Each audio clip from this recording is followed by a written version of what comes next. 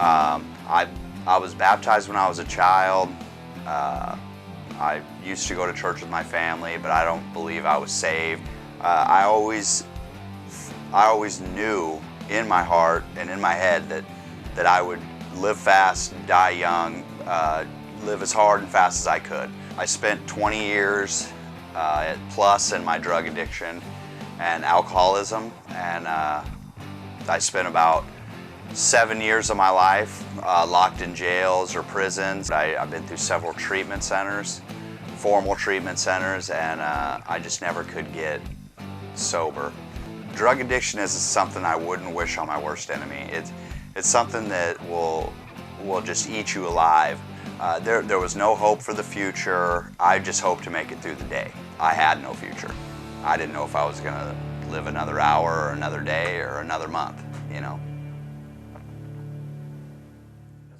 3 years ago, a gentleman, Chaplain Hawk, would come into the Seward County Jail and brought these Addictions Victorious meetings, and it planted a seed in my head about there was a different way to get sobriety and to get a better life.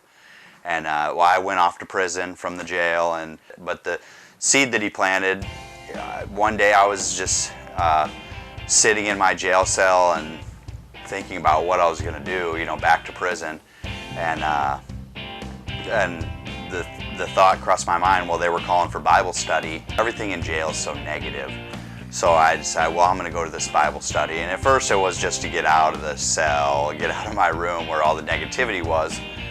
Well, then I started thinking about how that seed was planted, and I thought, well, if there is a way, this is a way I haven't tried. And so I contacted the mission, and Ted Nathan came to see me in the jail.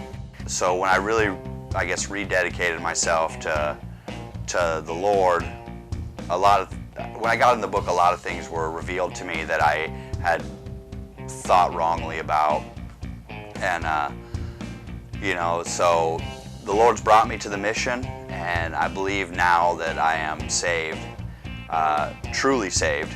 When I was in my jail cell and I got on my knees and I said, God, I can't continue like this anymore. I can't, you know, I just need you to help me get through today, you know, and I was in jail. I hope that while I continue this program at the mission, I hope that, I mean, it'll really sink in that I have a better life. I know that not only do I need Jesus in my life, I need other Christians, you know, my church, other people. So now being saved, there's not only hope for the future, I mean, I'm looking forward to the future.